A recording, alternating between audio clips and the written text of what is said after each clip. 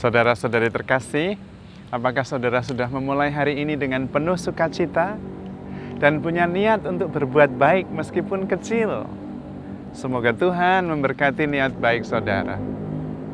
Saya kebetulan ketika melihat-lihat YouTube menemukan sebuah penelitian psikologi yang menarik untuk saya, yaitu tentang hukum emosional dalam relasi.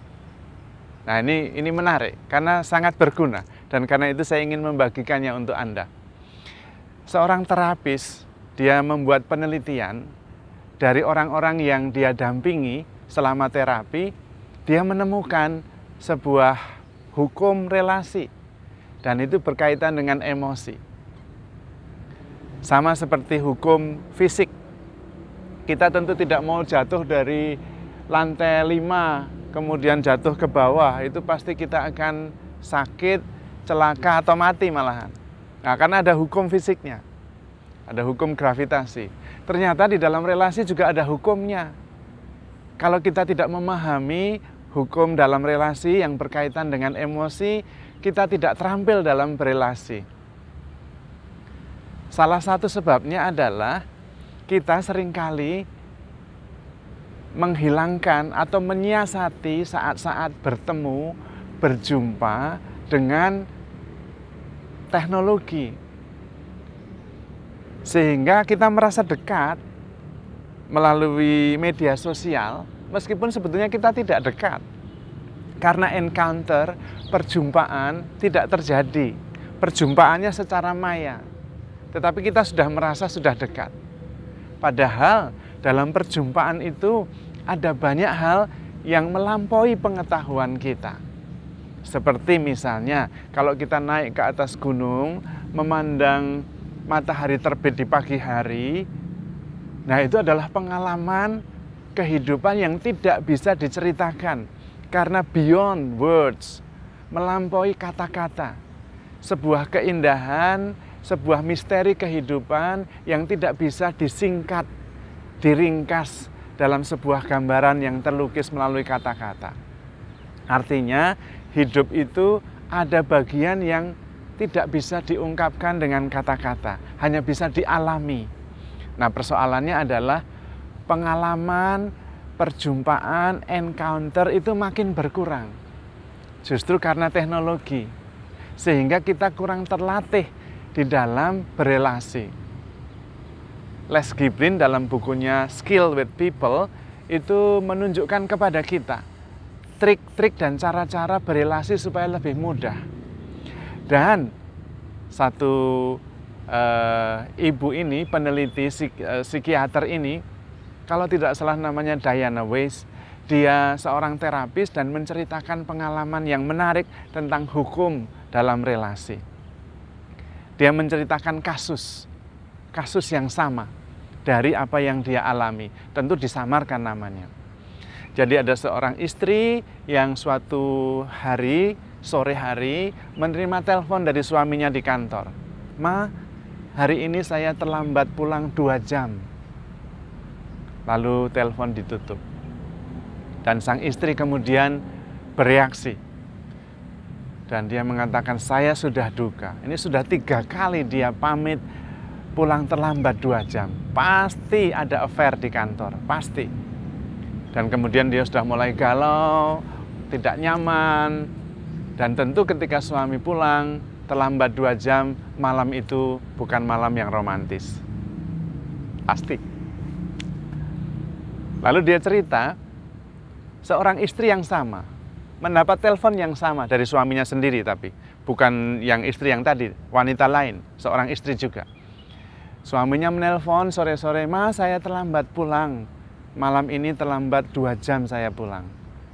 Dan istrinya kemudian ketika telepon ditutup, mulai berpikir, aduh kasihan suami saya. Dia sudah bekerja keras untuk kami semua. Banyak beban, pikiran, pekerjaan, dan sudah 3 hari. Dia harus lembur 2 jam, menambah 2 jam bekerjanya. Kasihan. Saya harus memberinya kelegaan, Kalau pulang nanti saya coba siapkan minuman yang segar supaya dia paling tidak berkurang bebannya. Dan ketika suaminya pulang, malam itu menjadi malam yang romantis. Karena sang istri reaksinya berbeda. Kasus yang sama, peristiwa yang sama, endingnya berbeda total. Dan ini yang dia mau katakan. Setiap pribadi mempunyai tombol pemicu reaksi emosional. Dan kemudian dia ceritakan, wanita istri yang pertama itu kemudian memang berakhir bercerai dengan suaminya dan memang kemudian terbukti bahwa suaminya selingkuh dengan rekan di kantor, lalu bercerai. Yang kedua, ternyata relasi mereka menjadi lebih mesra dan sangat kokoh. Dan ketika diteliti, ternyata wanita kedua, istri ini, dia tumbuh dari pengalaman ketika dia kecil, bapaknya bekerja keras. Sampai mempunyai 2 pekerjaan, sering lembur supaya seluruh keluarga bisa mendapatkan rezeki dan dia bisa kuliah dengan tenang dan berhasil hidupnya. Artinya apa? Artinya pengalaman seseorang menimbulkan tombol pemicu emosional dalam dirinya.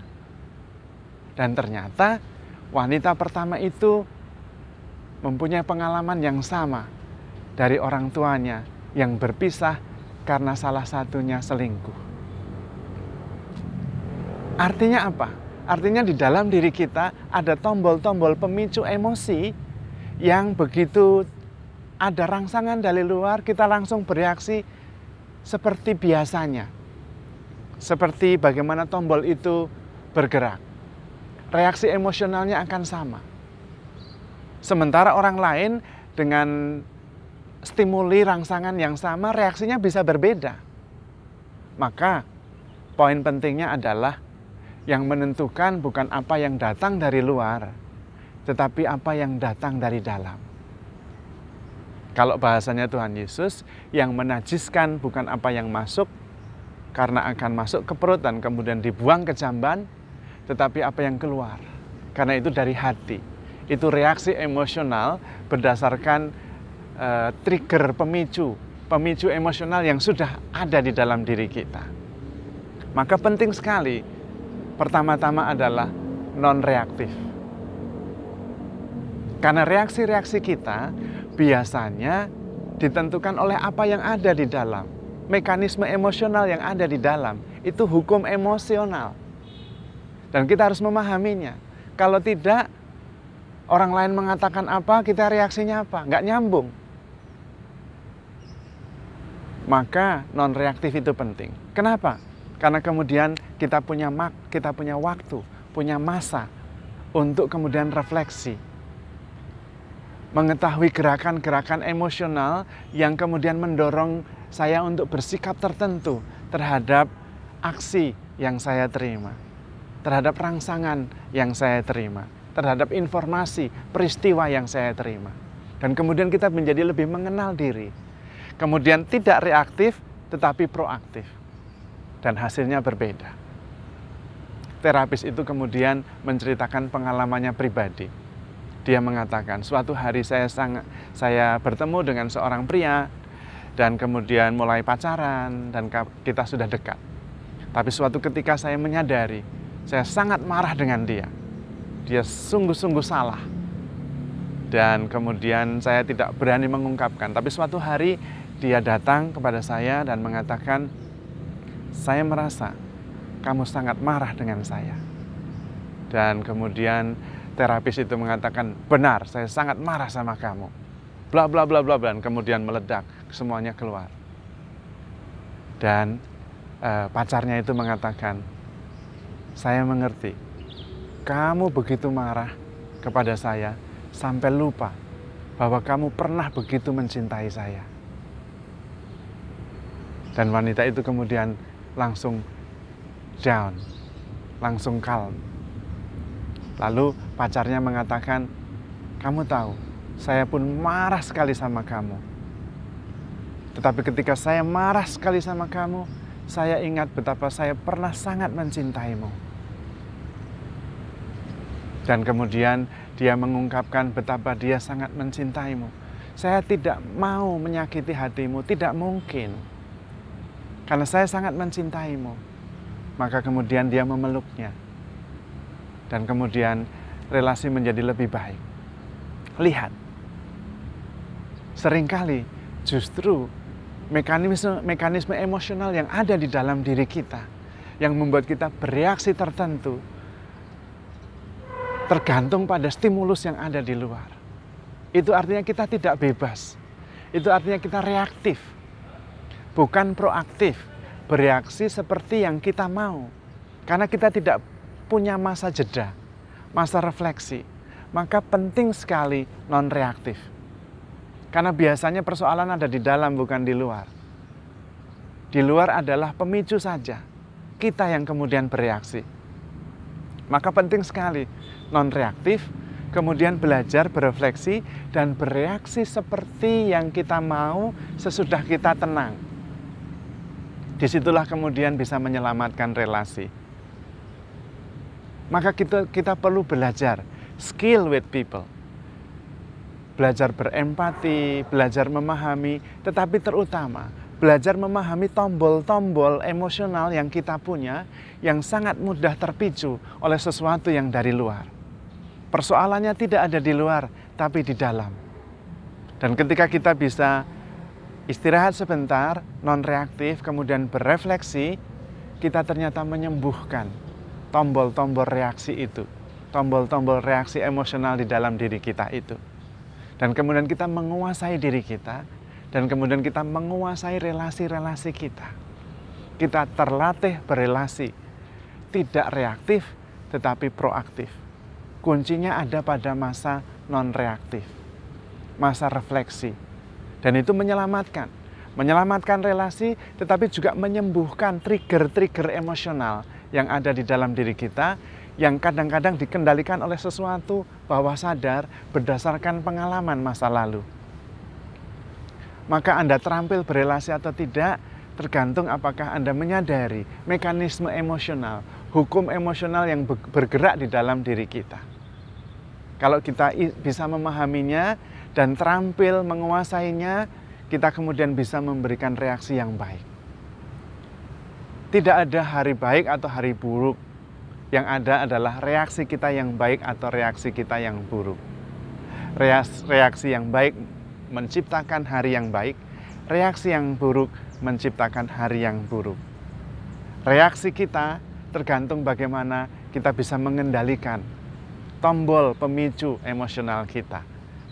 Kalau kita bisa non-reaktif, kemudian berefleksi, dan kemudian bereaksi sesudah refleksi, tentu hasilnya berbeda. Relasi menjadi lebih baik dan kita menciptakan hari yang baik untuk kita. Kita semua ingin mencintai, kita semua sangat dicintai. Karena itu, handle yourself with care because you are loved. Tuhan memberkati.